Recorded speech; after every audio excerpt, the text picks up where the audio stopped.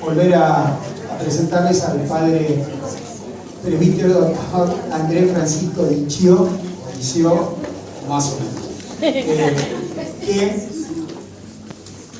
con gran generosidad quiere compartir con nosotros algo que ha trabajado muchísimo y que el Espíritu Santo le permitió profundizar. Es de nuestra arquidiócesis y providencialmente, teniendo en cuenta el año que vamos a comenzar, es vicario parroquial hace varios años en Jesús Misericordioso. Padre Andrés. Buen día. A ver. Buen día, padre. Buen día. Fui toda la semana luchando contra una laringitis, así que me vino bien para disponerme a este encuentro de la Pastoral de la Salud. Vamos a hacer una oración inicial. En el nombre del Padre, y del Hijo, y del Espíritu Santo. Amén.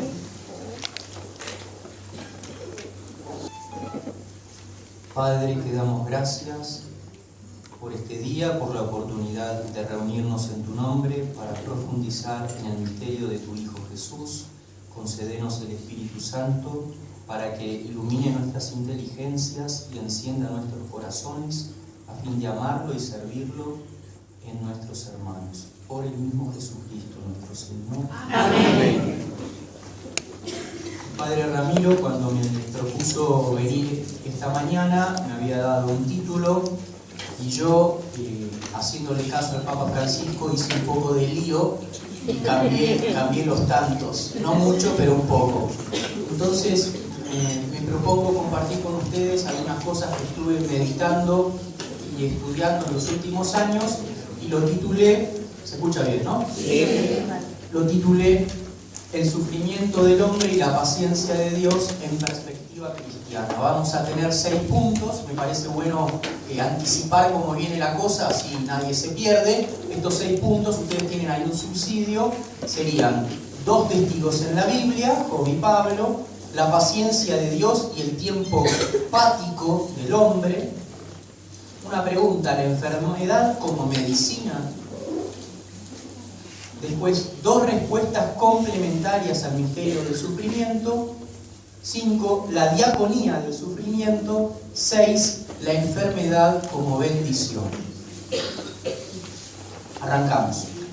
1. 2 testigos en la Biblia, Job y Pablo. La paciencia es un atributo divino de primer orden, de gran relevancia. Se trata de una forma particular de la misericordia de Dios. Y la particularidad tiene que ver con el tiempo. Dios concede tiempo, pero eso a su vez implica que demora su intervención. La paciencia de Dios habla de una cierta pasividad que nos descoloca. Es decir, si Dios da tiempo, fenómeno, gran misericordia, no despierta su ira, pero por otra parte se queda, para hablar vulgarmente, en el molde. Es bueno por una parte, la paciencia, pero tiene una cuota de pasividad que nos descoloca y nos incomoda. La Sagrada Escritura habla mucho del sufrimiento en general y de la enfermedad en particular. No podía ser de otra manera si toda ella es testimonio de salud, salvación. Recordemos que en latín la palabra salus significa tanto salud física como salvación trascendente. ¿Y qué es el pecado sino una grandísima enfermedad del hombre? Entonces toda la Biblia tiene que referirse a la enfermedad porque nos está hablando de la salud con mayúsculas. En atención a la brevedad de esta charla, vamos a señalar tan solo 2 casos paradigmáticos, el de Job y el de Pablo. El bueno de Job lo tenía todo hasta que Satán pidió permiso para probarlo. Desgracias de todo tipo llegaron a su vida, devastándolo en el plano de los afectos, del trabajo y de la salud. Tras una reacción inicial ejemplar, el Señor me lo dio, el Señor me lo quitó, bendito sea el nombre del Señor, Job desahoga ampliamente su pesar, llegando incluso a proferir expresiones muy fuertes contra Dios. Pregunta, ¿cómo es posible que Dios permita todo esto, siendo que él, Job, no ha hecho nada malo? Es el eterno dilema del sufrimiento de los justos. ¿Dónde está Dios que no defiende a sus servidores más fieles? Nosotros sabemos algo que Job no sabe, pero que tal vez sí intuye. Todo ocurre con el consentimiento de Dios.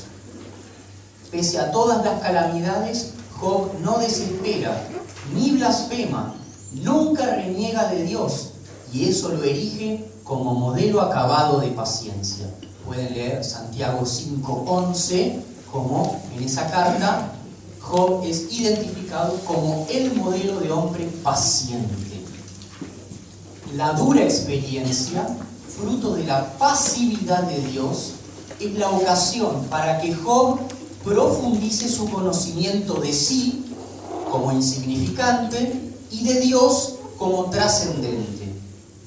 Hacia el final del libro dice Job: yo te conocía solo de oídas, pero ahora te han visto mis ojos. Es decir, antes de la prueba, Job tenía un conocimiento de Dios de oídas, más o menos. Después de la prueba, lo ha visto con sus propios ojos. Es decir, ha entrado en ese misterio de Dios de una manera mucho más radical. La prueba no fue en vano, pero mucho tiene que ver cómo eligió Job atravesar esa prueba. Y al final del libro, Job se ubica: yo soy una pulga, ¿quién soy yo para preguntarle a Dios qué está pasando? Y Dios es el creador que gobierna la historia, y algún día quizás me entere cuando lo vea cara a cara. Segundo ejemplo, el de Pablo. El caso de Pablo también es conmovedor. Escuchémoslo. Segunda carta a los Corintios, capítulo 12. Para que no me engría con la sublimidad de esas revelaciones, me fue dado un aguijón a mi carne, un ángel de Satanás que me abofetea para que no me engría. Por este motivo 3 veces rogué al Señor que se alejase de mí, pero Él me dijo: mi gracia te basta, que mi fuerza se realiza en la flaqueza. En esta confesión hay diversos puntos de interés. No sabemos en qué consiste el aguijón, y a decir verdad, no es tan importante.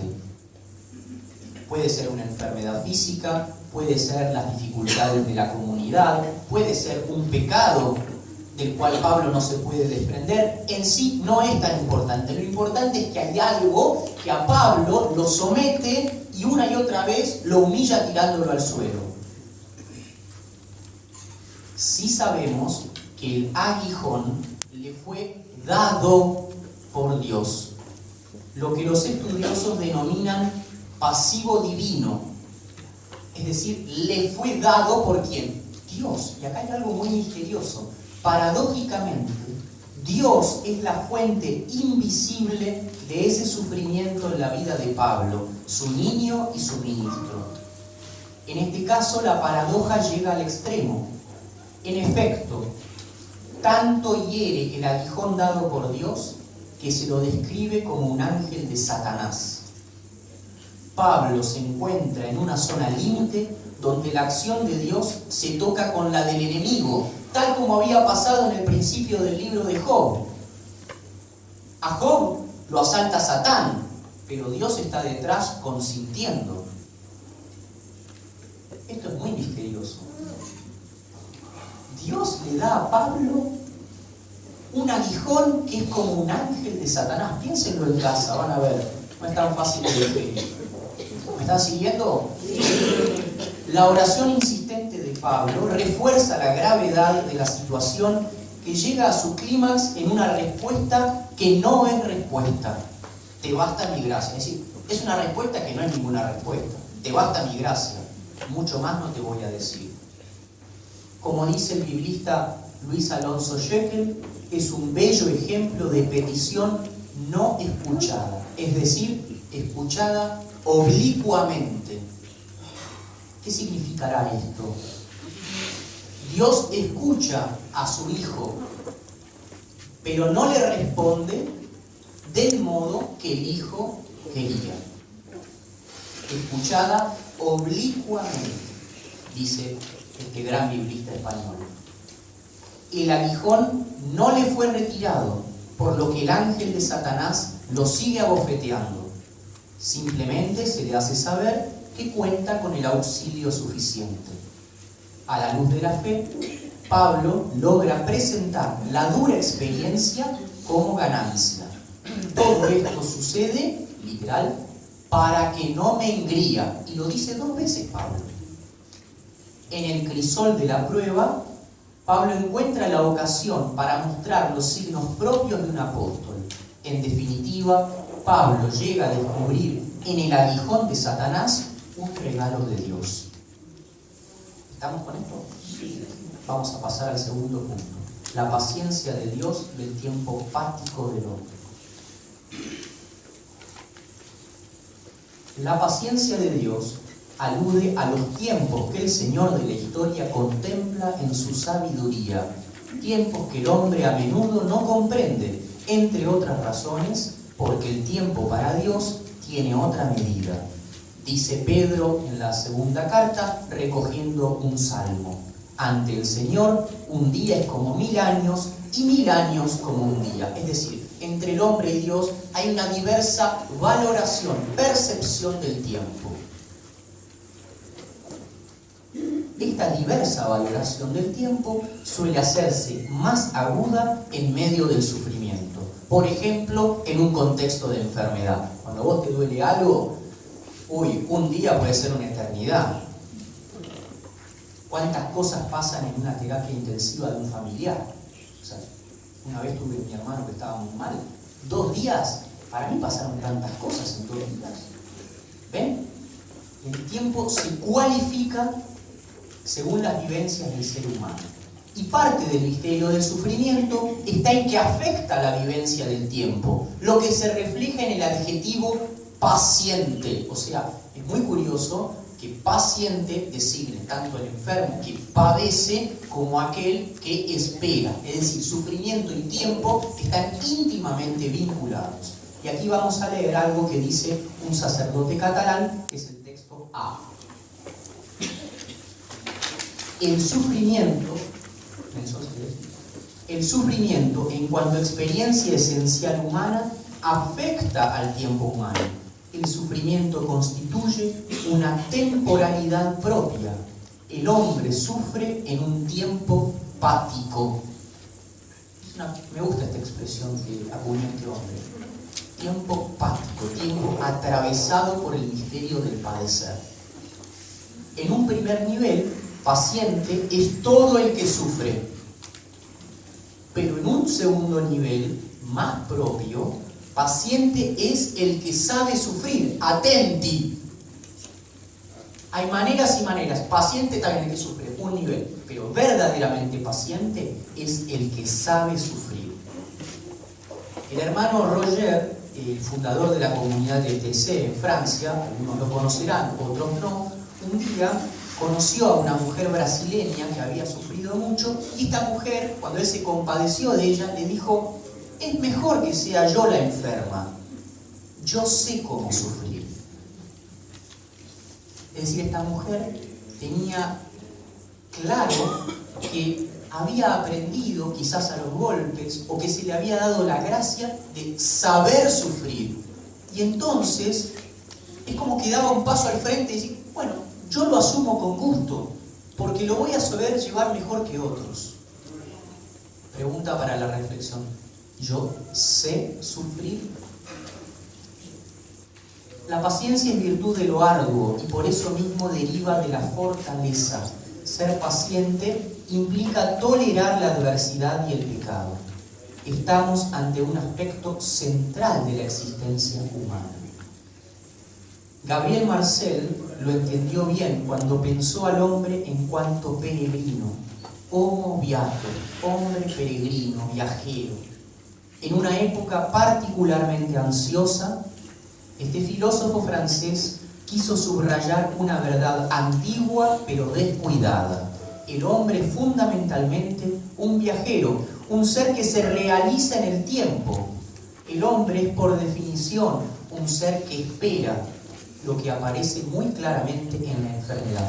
Es decir, es propio del viajero, del peregrino, ir atravesando etapas. Nuestra ansiedad a veces nos quiere hacer olvidar esta dimensión constitutiva de nuestra humanidad. En todos nosotros se esconde una pretensión titánica que nos inclina a una plenitud meteórica. Eso es el pecado original. Génesis 3:5. Serán como dioses. Yo te voy a prometer la omnipotencia, toda la plenitud, pero a tu manera, sin esperar los tiempos de Dios. Dios le quería dar el fruto, pero el hombre no quiso esperar y se anticipa alargando la mano para tomar aquello que en ese momento le estaba vedado, pero que más allá se le iba a regalar. ¿Ven cómo estamos en el nervio de lo que es el ser humano y de lo que es la fe cristiana? Es la tentación de olvidar quiénes somos, criaturas temporales. Lo nuestro es madurar lentamente, no de golpe. Por eso solo avanzamos de verdad cuando mantenemos una aguda conciencia de nuestra condición itinerante, es decir, cuando respetamos los procesos. ¿Y cómo nos cuesta respetar los procesos? Vamos a escuchar esta frase de Benedicto XVI, la B que tienen ahí.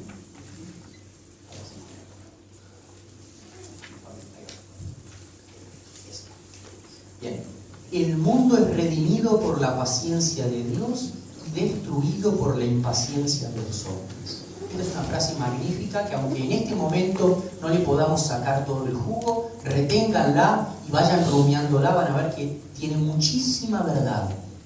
El mundo es redimido por la paciencia de Dios y destruido por la impaciencia de los hombres.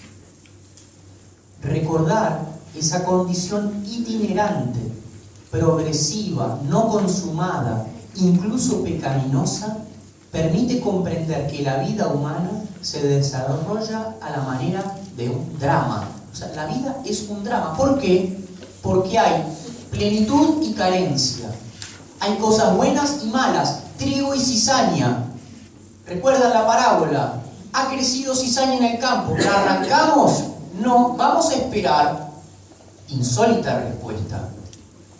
El Señor del campo, que es el Señor de la historia, tolera con paciencia y permite que crezca esa cizaña, que es el mal y que tanto nos hace sufrir.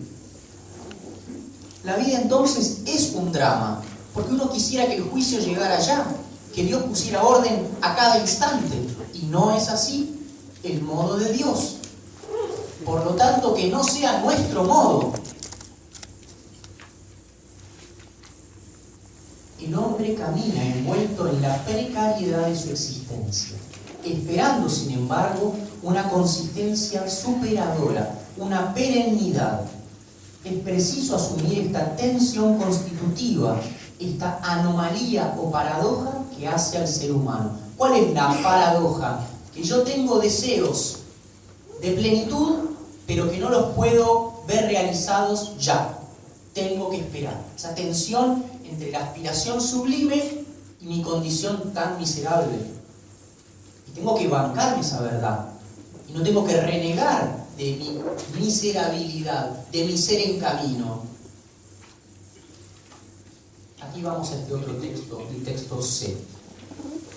Los intentos por eliminar esta paradoja, por racionalizar esta anomalía, están condenados a desembocar, más allá de lo que se presenta superficialmente como inteligible, en las monstruosidades que proliferan a raíz de un gigantismo, sea el que sea. Bueno, esto es una frase muy rimbombante, por ahí medio complicada, pero es bastante fácil en el fondo.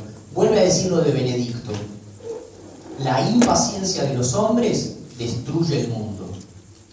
Los regímenes totalitarios del siglo XX quisieron presentar el paraíso en la tierra y cuando corrimos la cortina nos encontramos que había sido el infierno.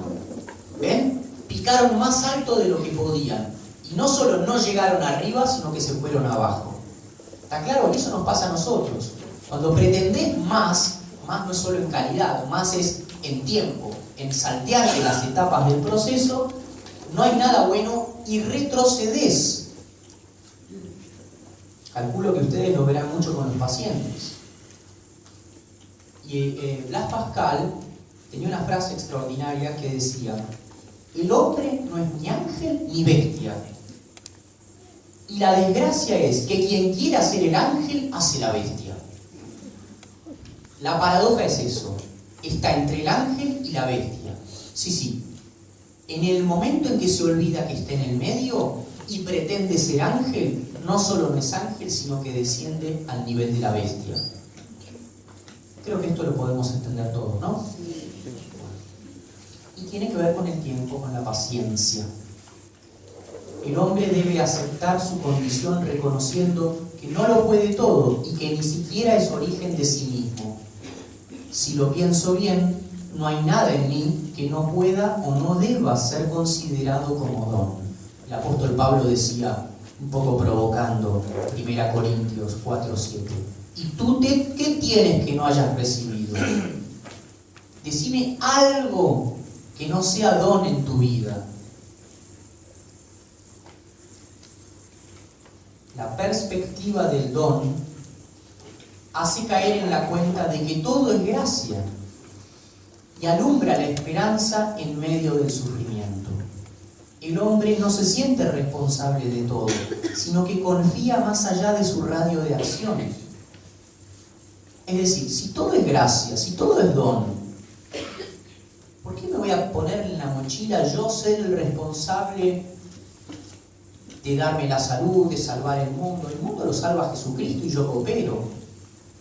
Y si algo no está funcionando, recordá que todo es gracia y que hay un actor que tal vez estamos olvidando.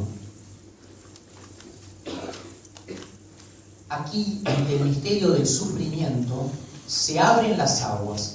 Paciencia y esperanza por un lado, impaciencia y desesperanza por otro. La desesperanza es la conciencia del tiempo cerrado, o más exactamente del tiempo como prisión. Aquí surge la impaciencia como incapacidad para sufrir. El tiempo ya no es ventana de lo eterno, sino clausura que asfixia.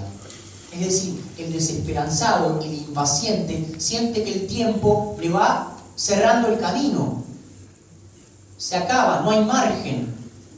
Todo lo contrario sucede con la paciencia y con la esperanza, que supone una relación original de la conciencia con el tiempo. ¿Cuál es esa relación original? La de una aventura en curso, es decir, la cosa sigue, no se acaba, ni siquiera con la muerte. El cristiano, el que tiene esperanza, el que está fundado en la paciencia de Dios, aún ante el escenario más dramático, siente que la cosa continúa. Y esa perspectiva ancha de eternidad oxigena la vida. No todo es aquí y ahora. Tengo tiempo, siempre tengo tiempo. Y si no será el tiempo terreno, será el tiempo de Dios en la eternidad. O sea, la fe, la esperanza, la paciencia nos da mucha más espalda, mucha más perspectiva. Siempre está como abriendo horizontes. Ofreciendo los sufrimientos a Cristo, el cristiano abre ese tiempo pático a una nueva dimensión, la dimensión de la eternidad. Jesucristo es ayer, hoy y siempre, el que era, el que es y el que viene. Él abre la prisión del tiempo y rescata las horas muertas, aquellas que hicimos estériles por nuestros pecados, aquellas que parecen vanas por nuestras esperas en el lecho. Jesús asume nuestra historia y la lleva al presente perfecto de su eternidad. Los actos externos pasan, pero el acto interno de la caridad permanece para siempre. Dice Pablo, el amor no pasará jamás. Esta reunión, esta mañana, pasa. El hecho de que estemos congregados en este lugar, en 4 horas, no va a ser. Pero el acto interno cómo lo vivimos, si fue hecho desde la caridad, eso permanece para siempre. Ven que es muy importante el cómo uno asume la existencia y particularmente cómo uno asume el sufrimiento. Ese tiempo pático, dolorido, externamente estéril, puede ser un tiempo de mucha fecundidad si yo lo dejo entrar a Cristo, que abre el tiempo a la dimensión de la eternidad. La respuesta virtuosa ante el sufrimiento es la paciencia y la esperanza. Se trata de ser fiel en las horas de oscuridad. Este llamado a la fidelidad, el permanecer firmes en medio del dolor, es difícil, no vamos a negarlo. El alma fiel está destinada a hacer la experiencia de la noche. La fidelidad no es un dato preliminar, se revela y se constituye como fidelidad por este mismo paso, por esta prueba ligada a lo cotidiano, al día a día. La paciencia no es que es un santiamén, no es algo que yo tengo a priori, es algo que se construye, que se edifica, que se verifica de manera cotidiana, minúscula, discreta. Es la noche de la fidelidad. ¿Cómo es posible ser fieles y fuertes si el sufrimiento no hace más que enrostrarnos nuestra debilidad? Esta es una gran pregunta, la voy a repetir. ¿Cómo es posible ser fieles y fuertes si el sufrimiento no hace más que enrostrarnos nuestra debilidad? La clave de la fidelidad, de la esperanza y de la paciencia es la humildad misma. ¿Acaso no sabemos que los corazones más fieles son en general también los más humildes? Es lo mismo que experimentó Pablo cuando aceptó confiar no en sí mismo, sino en Dios. Frase magistral: porque cuando soy débil, entonces soy fuerte. O la otra de Filipenses: todo lo puedo en aquel que me conforta. La fortaleza está en asumir bien la debilidad. Punto 3. La enfermedad como medicina. Si la paciencia supone humildad, la impaciencia consentida es una forma de soberbia. No querer aceptar la propia condición, sino intentar vanamente reemplazar a Dios en su gobierno de la historia. Yo le digo a Dios cómo son los tiempos. En definitiva, no asumir el sufrimiento significa una menor conciencia de nuestra identidad y, por tanto, una mayor propensión a la autodestrucción. Cuanto menos capto quién soy, más propenso soy a hacerme daño, a autodestruirme, a jugar un partido que no es el mío. Recuerden siempre, extralimitarse es exterminarse. Ambas palabras quieren decir salirse de los límites. Yo me extralimito, me salgo de los límites, me extermino. O sea, una forma distinta de salirse de los límites. Me salgo del término, me hago daño, me mato. De allí que paradójicamente la negación del sufrimiento conduzca a sufrimientos mayores. Ignorar la realidad del sufrimiento es lo peor que puede pasar. Pues el sufrimiento tiene, para el que quiere escuchar, una dimensión aleccionadora. Nos confronta con nuestra debilidad constitutiva. Sabrán algunos de ustedes que desde la antigua Grecia está asociado con dos verbos, pathen, mathen, que quiere decir sufrir, aprender. En el sufrimiento hay una misteriosa puerta que lleva al aprendizaje. El punto es uno saber leerla. Así como a nivel psicosomático los sufrimientos son señales de alarma que advierten sobre un peligro, por ejemplo, el cansancio del cuerpo puede ser el lenguaje de la razón: deja de trabajar, ponete a dormir, ¿no? El cuerpo habla, todos escuchamos esa frase. Entonces, a nivel psicosomático hay sufrimientos que te están hablando, que te están diciendo cosas, son alarmas. Muy bien, pero en un sentido más profundo son reveladores de la condición misma del hombre, de su verdad existencial. Y ahora vamos a ir a un párrafo denso. Lo que quiero decir es, lo que registramos en un plano más superficial, che, tengo que cansar, no sos Superman, baja en cambio, uno lo puede leer más profundamente. En vez de no sos Superman, mira, no sos Dios. Vamos al texto de...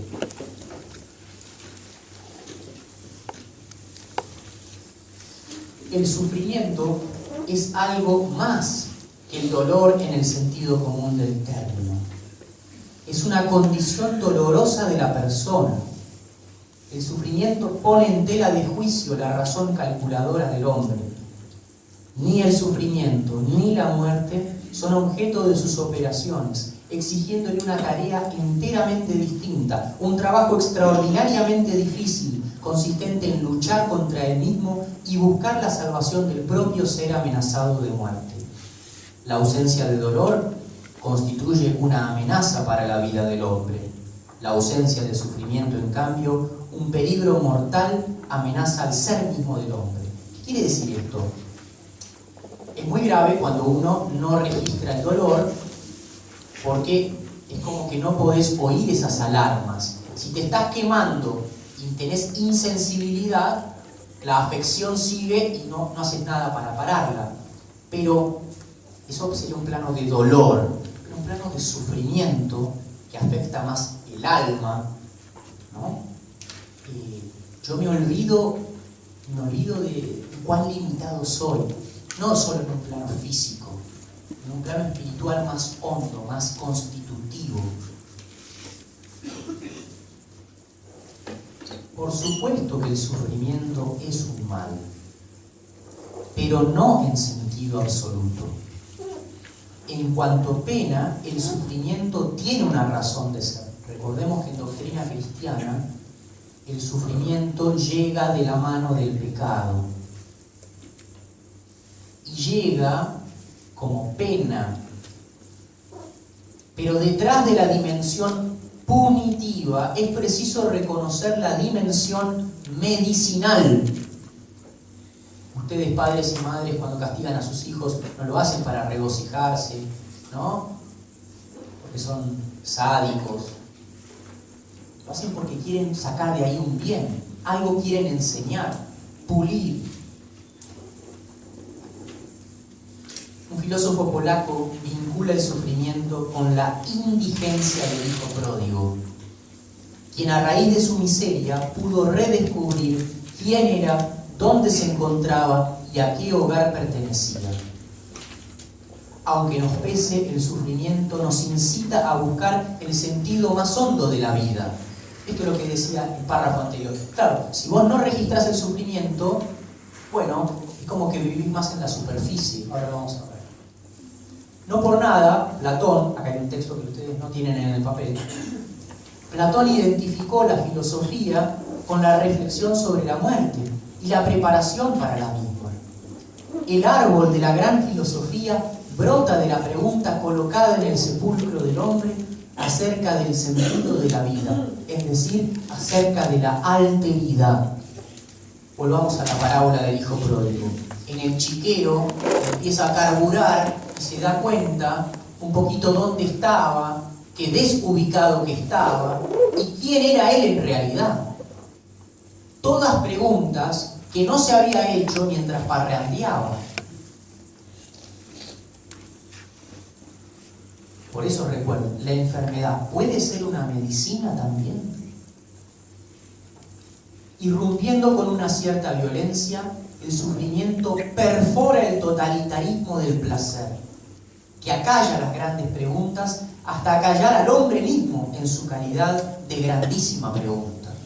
Es decir, el hombre es una gran cuestión, no solamente tiene preguntas, el hombre en sí mismo es una pregunta. ¿Qué es el hombre para que te acuerdes de él? Dice el Salmo 8. Claro, pero si todo está fantástico y yo solamente me rijo por el placer, nunca dejo lugar a esas preguntas más hondas. lo que hace el sufrimiento es perfora el totalitarismo del placer. Mete el dedo en la llaga y dice, mirá que no sos tan capo como te creías, ¿eh? ¿Recuerdan en el rito del bautismo, la renuncia bautismal? Hay una pregunta que dice, ¿renuncias a los criterios y comportamientos materialistas que consideran el placer ante todo?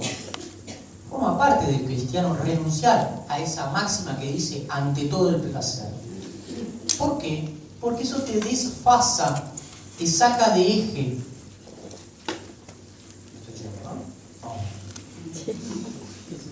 Por tanto, sin renunciar al carácter enigmático, el sufrimiento tiene algo de epifánico. La palabra epifanía quiere decir manifestación de lo alto o manifestación suprema. Es decir, ante un gran sufrimiento algo acontece. No es tan fácil decir qué, pero cuando uno ve a una persona que sufre mucho, se queda como, acá hay un misterio.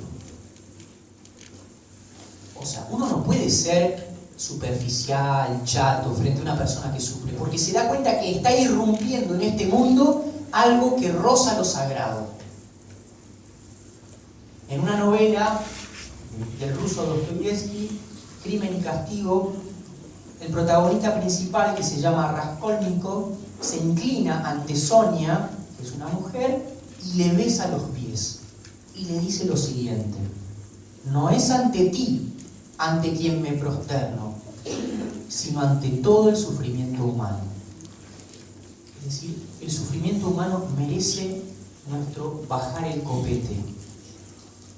A ver, un poquito, acallamos, pensamos, delicadeza, puntas de pie, como Moisés ante el misterio de la zarza. Es terreno sagrado, eso es lo que estamos queriendo decir. El hombre torturado y no el torturador ve quién es el hombre y cuáles son sus derechos y obligaciones. Si tenemos una pareja, torturado y torturador, ¿quién es más lúcido? El torturado. Él sabe muy bien la dignidad del hombre y hasta qué punto están siendo avasallados. En cambio, la violencia, la agresión, la omnipotencia, en el fondo no tiene idea de qué se trata ser humano. Podemos recordar en este marco la famosa frase de Pilato en el juicio con Jesús, cuando después de interrogarlo lo saca a la tribuna y dice: aquí tienen al hombre. La Iglesia siempre vio en esa frase de Pilato una expresión profética. Aquí tienen al hombre con mayúsculas, el que verdaderamente sabe sufrir, y por eso, aún en el dolor, ensangrentado y flagelado, sigue mostrando la inocencia, la caridad, que es lo más propio del hombre. Vamos al punto 4. Dos respuestas complementarias al misterio del sufrimiento. En su momento, Max Scheler hizo notar que existen dos modos de responder al sufrimiento. No solo está la respuesta activa de Occidente, que lucha exteriormente contra sus causas objetivas, y está muy bien, y aquí estamos en una clínica, y hay médicos, enfermeras, hay que luchar, hay que paliar, pero no es la única respuesta frente al misterio del sufrimiento. ¿Por qué? Porque llega un momento en que esa respuesta puede ya no tener más curso. Mire, no hay nada más para hacer. Y entonces, ¿se acabó? ¿Enmudecemos? No, hay una segunda respuesta, que a veces no incorporamos tanto. Ustedes sí, porque están codo a codo con el misterio del sufrimiento. Pero la sociedad en general, y a veces la misma iglesia, los mismos cristianos, no se conectan tan fácilmente con esta segunda respuesta, que es muy propia de Oriente, aunque desde ya no exclusiva, que se centra en el sufrimiento como tal, intentando superarlo desde dentro. Esta búsqueda de la perfecta tolerancia, pueden poner paciencia, se da de manera muy diversa en el budismo, en el estoicismo y en el cristianismo. Aquí tenemos un texto que no está en el papel, pero que sí lo van a tener en pantalla. El paciente y heroico tomar la cruz en los mártires cristianos, la idea del varón de dolores que soporta, que tolera, y el valor superior de la resistencia pasiva, al menos en los casos prototípicos o típicos, frente a la resistencia activa y heroica, han llegado a ser una parte esencial del único y general ideal cristiano. Es decir, volver a hacer foco en que forma parte del patrimonio cristiano asumir desde dentro el sufrimiento y vencerlo desde ahí, tolerándolo pacientemente. Tenemos los mártires,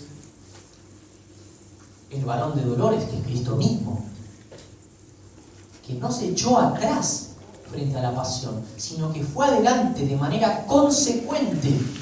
¿Cómo hacía? Por su fortaleza interior. ¿Y de dónde le venía? De su diálogo permanente con el Padre. Siguiendo a Jesús, el cristiano sabe reaccionar con pasión y vehemencia cuando las circunstancias lo requieren. También sabe calibrar la gravedad del mal, al punto que, evitando eufemismos, se permite sentirse abandonado por Dios. Claro, muy lúcido. Y si puede poner manos a la obra, lo hace porque debe hacerlo. Pero, en última instancia, gracias a Cristo, también entiende que el sufrimiento no debe separarse del amor misericordioso de Dios. Desde esta perspectiva, el sufrimiento emerge como un amigo del alma que purifica, es decir, invita a distinguir entre lo auténtico y lo inauténtico. Muy importante esto. Como el sufrimiento y la enfermedad en particular nos ayudan a discernir, a descartar lo que no es esencial, lo que era cáscara, cháchara. Y uno dice, ¿cuánto tiempo perdí? Esto vale a las acciones propias, vale a ciertas relaciones, que por ahí en un momento de dificultad uno ve quién es quién, las propias motivaciones, qué mal que estaba viviendo mi fe. La verdad, iba a misa, rezaba, pero ahora que me aprietan los zapatos, me doy cuenta que era un poquito superficial eso. Tengo que volver al Señor de una manera más honda. Vamos al texto E. La doctrina cristiana del sufrimiento requiere más el soportarlo pacientemente. Es decir, no somos estoicos, estatuas ahí que nos ponemos. No. Requiere, o mejor dicho, muestra un feliz padecer. En su más íntima médula considera que solo un hombre feliz, es decir, protegido por Dios, es el que puede de manera adecuada padecer el dolor y el sufrimiento, amar el sufrimiento y cuando sea necesario buscarlo. En las epístolas a los Corintios, San Pablo hace que el alma cante crecientes himnos de júbilo mientras está contemplando la progresiva descomposición de su cuerpo y de sus bienes terrenales. Hace que atraiga hacia sí los sufrimientos de la tierra para que el alma tenga con ellos la feliz conciencia de la plena profundidad de su esencial sentirse protegida y salvada por Dios en un grado mayor que aquel en el que le ha tenido hasta entonces. Pero en las gestas de los mártires se describe como algo vivido lo que en este texto aparece experimentado y predicado. No tanto el dolor de una mera perspectiva de un feliz más allá, sino la vivencia de la felicidad en la posesión de un Dios misericordioso en medio del martirio es lo que desencadenó en el mártir esas fuerzas maravillosas. Lo que está diciendo es dos cosas al menos. Pablo puede contemplar cómo su cuerpo se descompone, pero interiormente canta himnos de gozo porque está en comunión con Dios y sabe que la muerte no tiene la última palabra y sabe que no está atado a este mundo. Ven cómo hay más perspectiva, como el tiempo no se cierra para el que tiene fe y esperanza, sino que se abre a la eternidad. oxigenando ese tiempo pático. Bien, segunda idea, no solo es una perspectiva, una visión, algo que yo contemplo, mirá qué lindo panorama, es una realidad que se constata en los más grandes santos, en los mártires, en gente que uno no se explica cómo, en medio del sufrimiento, lo vive en paz, con serenidad, con gozo profundo, no ingenuamente, pero con un realismo que trasciende este mundo. Por supuesto que yo estoy predicando estas cosas, no las cumplo ni en un 10%, pero esta es nuestra hermosa fe cristiana. Y gracias a Dios tenemos valiosos testimonios de gente que ha optado por esto, lo ha abrazado con decisión y le ha retribuido en su vida en los momentos de lucha. 5. La diaconía del sufrimiento. La palabra diaconía significa servicio. El sufrimiento entendido como servicio. La idea de representación es fundamental en la Biblia. El justo se siente solidario con los pecadores y por eso intercede él mismo ante Dios. Hay uno bueno que da un paso al frente por muchos otros malos. Este bueno representa a la comunidad y habla bien a Dios de la comunidad. Hay una desproporción, pero por la solidaridad, la santidad de uno le llega al cuerpo. En ese marco, el sufrimiento se vive como servicio en favor de los demás. La trama del cuarto cántico de Isaías nos habla de un individuo que no obra ni padece para sí, sino por muchos. Recuerden la consagración, por muchos, es decir, como solidario de la comunidad. La comunidad, a su vez, deberá dar su propia respuesta, pero apoyada en la intercesión de su mediador. Esta vocación a la diaconía del sufrimiento encuentra su plenitud en Jesús. Jesús murió rezando. Eso significa que el sufrimiento queda asumido como ofrenda de comunión. La pasión de Cristo tiene sentido. Jesús no sufre forzadamente ni en vano, sino que transforma su cruz por amor, según lo anticipara en la última cena. Es decir, Jesús muere amando y rezando. Al amar transforma un acto de violencia en un acto de comunión. Y al rezar hace que ese acto de morir no quede encerrado en su propia persona, sino que sea como una fragancia que se derrama sobre toda la comunidad.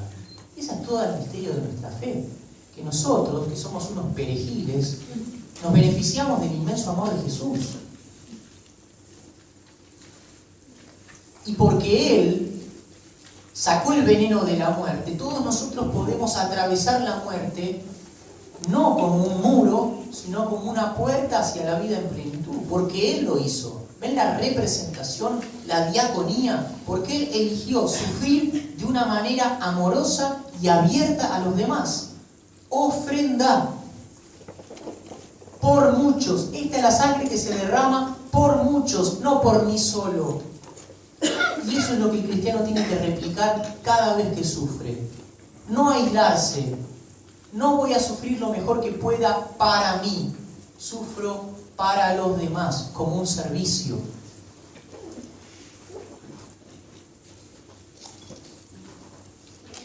Dado que la Iglesia vive de Cristo, también ella está llamada a existir para los demás. De este modo, cada cristiano ha de presentar su vida como una ofrenda al servicio de la comunidad. Este servicio no se da al margen de Cristo, sino como participación en su representación insuperable. Nuestras ofrendas tienen eficacia si las unimos a la ofrenda de Jesús. Si nos queremos cortar solos, nuestra ofrenda no llega a ninguna parte. Escuchen esto. La existencia cristiana, no sé si ustedes se entendió, la existencia cristiana es una apelación a la magnanimidad del hombre, a su generosidad, para estar con Simón de Cirene bajo la cruz de la historia universal de Jesucristo, siempre dispuesto a entrar bajo el peso de la entera historia, sirviendo así al verdadero amor. O sea, nosotros somos como Simón de Cirene, que ayudamos a Jesús a cargar la cruz. ¿Cuál cruz? No solo la del madero, sino la cruz de la historia universal. Tantísima gente hay que sufre y que no sabe sufrir. Entonces, si yo vislumbré apenas un poquitito el sufrir cristiano, que es un sufrir con sentido, un sufrir que hace bien a los demás, tengo que poner ese talento al servicio del mundo. Y entonces muchos otros se beneficien y experimenten gracias que no van a saber de dónde vienen. El Padre sí. Quizás yo alguna vez he experimentado una gracia y digo, esto no viene de mí, esto viene de lo alto. Sabrá Dios qué hermano anónimo habrá colaborado con su sufrimiento de comunión para que a mí me haya llegado esa gracia.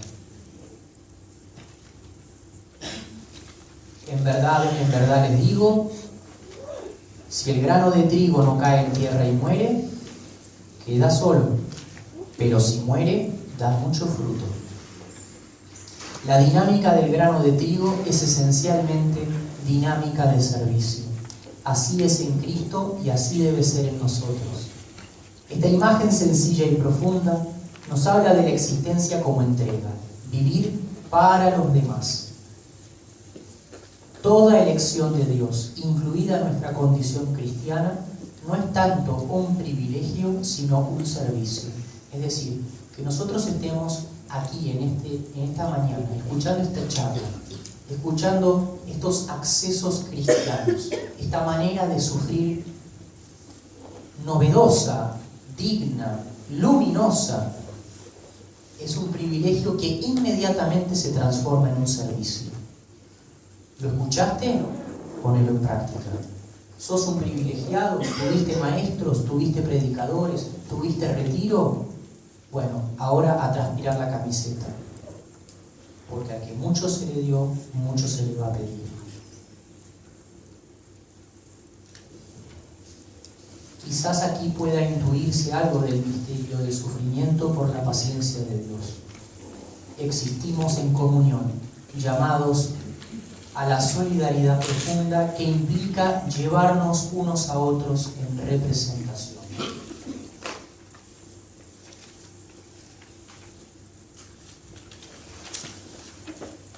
Vamos al último punto, que es relativamente corto: la enfermedad como bendición. En 1977, el entonces cardenal Ratzinger dirigió una plática de Adviento a un grupo de enfermos. En esa ocasión afirmó: la enfermedad y el sufrimiento pueden ser algo así. Bajamos. La enfermedad y el sufrimiento pueden ser algo así como una gran alegría o un adviento muy personal, una visita de Dios que ingresa a mi vida y se vuelve hacia mí. La enfermedad interrumpe mi ritmo habitual alterando mi agenda. Me quita tiempo en un sentido, pero me lo regala en otro. Debo estar quieto, debo esperar, debo reflexionar sobre mí mismo, debo sobrellevar el estar solo, debo soportar el dolor y aceptarme a mí mismo. Todo eso es duro. En este punto la meditación gira hacia una nueva perspectiva. Pero ¿no es real que Dios me espera en esa quietud, en ese silencio? ¿No es posible que Él haga aquello de la parábola de la viña, que al sarmiento que da fruto lo poda para que dé más todavía? El sufrimiento está en relación con la paciencia de Dios. Él nos espera a fin de que demos fruto. Incluso si ya estamos siendo fecundos, nos poda esperando que demos más. Quizás la enfermedad gane un nuevo rostro si se la ve como un pedazo de Adviento. Puede ser el momento de Dios en nuestra vida, el tiempo en que nos abrimos a Él y aprendemos así a reencontrarnos. Por supuesto que todo esto requiere una mirada de profunda fe, es una mirada mística. Pero esto es ser cristiano. No es que la mística está para unos pocos y nosotros tenemos que ser medio pelo. No, todos tenemos que ser místicos, tener esta lectura sobrenatural de la vida y del sufrimiento en particular. Dios ingresa a mi vida siempre, también en la enfermedad, también en la enfermedad. Habrá que decodificarlo, habrá que aprender a leerlo, pero sin duda que Dios se hace presente a cada instante. Solo está de mi lado el percibirlo y el no negarle a Él. ¿Ven? Siempre se trata de ubicarse y no decirle a Dios cuándo o cómo o bajo qué perspectiva tiene que entrar. No, que lo decida Él. No invertamos los roles. No se trata de negar el sufrimiento, sino de aprender a sufrir. Tampoco se trata de hacer un culto del sufrimiento. Dijimos que había que hacer todo lo posible por erradicarlo, sino de captar el misterioso vínculo que lo une con la felicidad verdadera. Repito, hay un misterioso vínculo entre el sufrimiento y la felicidad verdadera. Y sobre este misterioso vínculo y este misterioso diálogo, Cristo habló en la montaña. ¿Cuándo dijo qué? Cuando dijo las bienaventuranzas. Leamos las bienaventuranzas y vamos a encontrar que ahí Jesús está dando una pauta de que existe un vínculo entre la felicidad verdadera y el sufrimiento. ¿Cómo se armoniza? ¿Cómo se conjugan ambos polos? Es un grandísimo desafío que no solo corresponde a la cabeza, sino al corazón. Pero nada nos exime de hacer el intento de conjugar ambas cosas, porque allí está el secreto de nuestra fe. La Pascua, Cristo muerto y resucitado.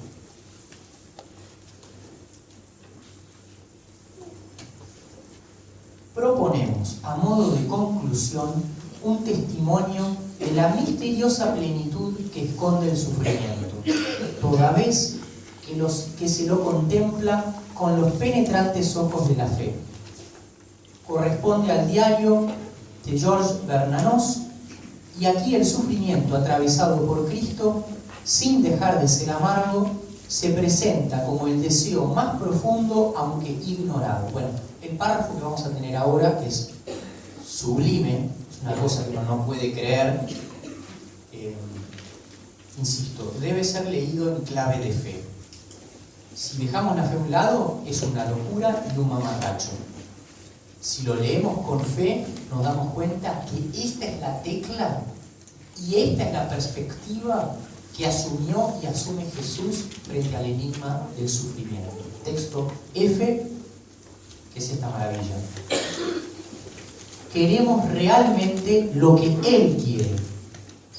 Queremos verdaderamente, sin saberlo, nuestras penas, nuestro sufrimiento, nuestra soledad, cuando imaginamos solamente querer nuestros placeres.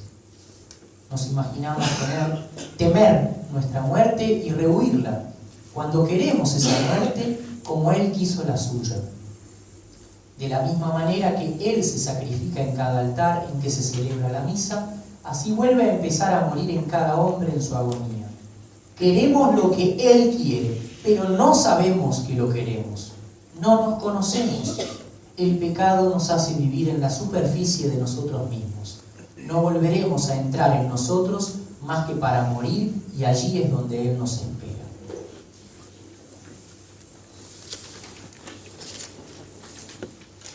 Gloria al Padre, al Hijo y al Espíritu Santo, como era en el principio, ahora y siempre, por los siglos de los siglos. Amén. En el nombre del Padre, y del Hijo, y del Espíritu Santo. Amén.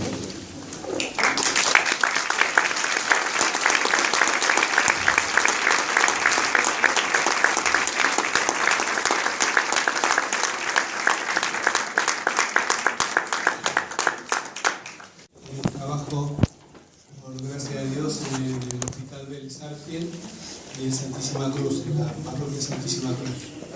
Me gustaría saber en qué momento podemos ver a nuestra Virgen en el sufrimiento.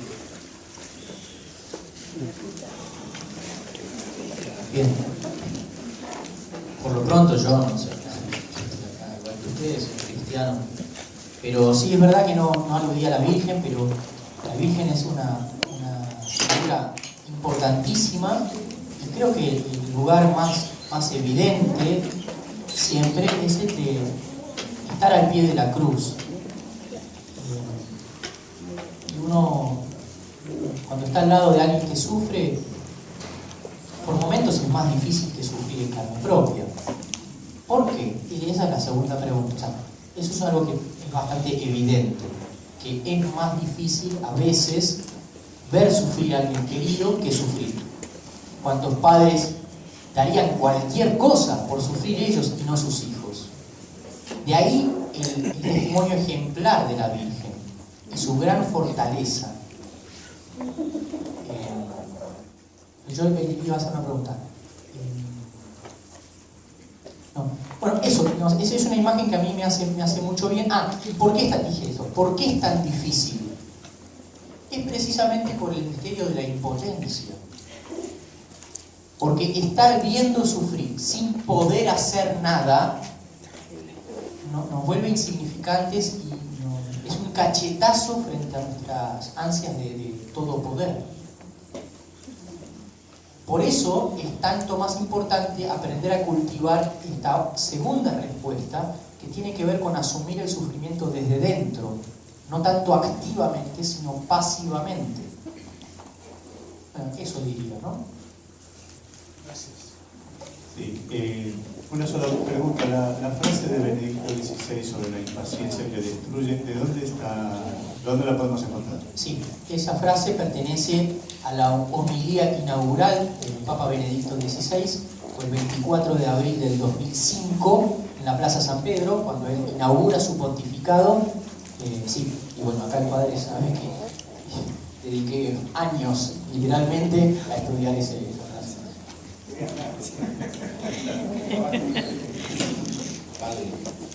Sí, padre, a veces nos encontramos con la muerte de una criatura o la muerte de una persona muy joven y no tenemos palabras cuando nos preguntan si Dios existe, es porque se dio esa criatura, y a veces nos cuesta realmente explicarlo. No sé, me gustaría que nos des alguna orientación.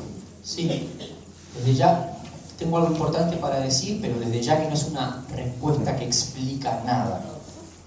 Lo que tengo para compartirles es cómo la Biblia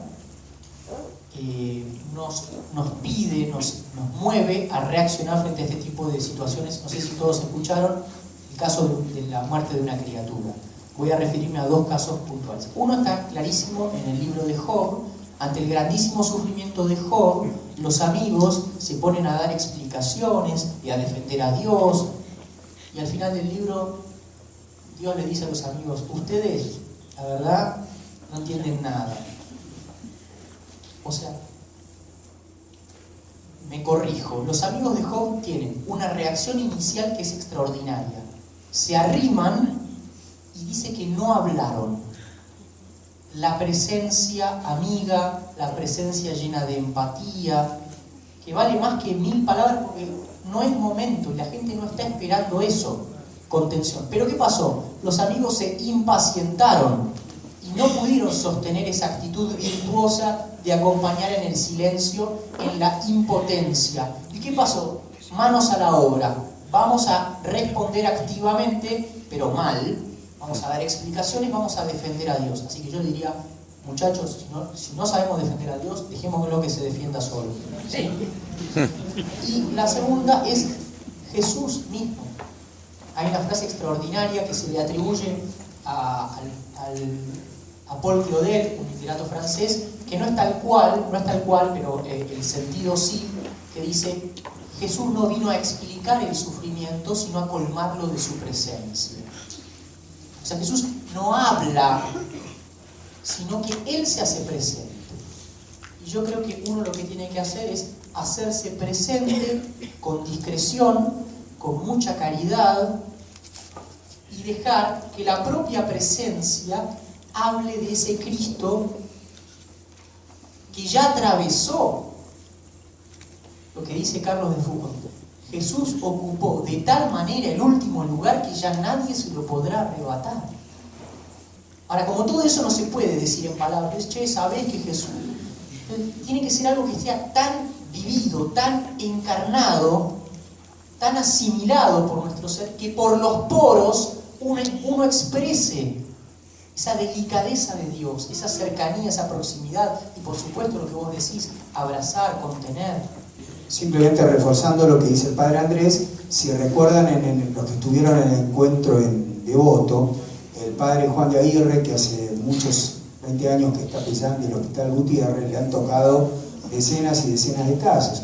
Y él, después de un primer momento en el cual trataba de dar respuesta, se dedicó simplemente a eso, a hacer silencio, respetar, presencia, contención. Y dice que nunca más habló en esas circunstancias. Y que bueno, eso es de su experiencia lo mejor. Una pregunta personal, padre Andrés, para que compartas. ¿Por qué decidiste meterte en este tema para tu tesis doctoral que hoy compartís con nosotros? Sí, es un misterio, pero yo estaba ahí. Recuerdo muy bien cuando leí la homilía esa del Papa Benedicto, y me impactó la frase: sufrimos por la paciencia de Dios. Y yo creo que en ese momento se conjugaron dos cosas: una serie de lecturas que yo estaba haciendo sobre el tiempo y la eternidad, más en clave filosófica, pero tenía que ver con esto de asumir nuestra condición progresiva, eso de que no podemos hacernos en un instante, ¿no? Asumir lo arduo de los procesos, de tomar la sopa todos los días, diríamos, ¿no? Eso por una parte estaba pasando por mi cabeza, intelectualmente. Y vitalmente estaba viviendo algo en el plano personal y que yo no podía entender cómo Dios lo permitía.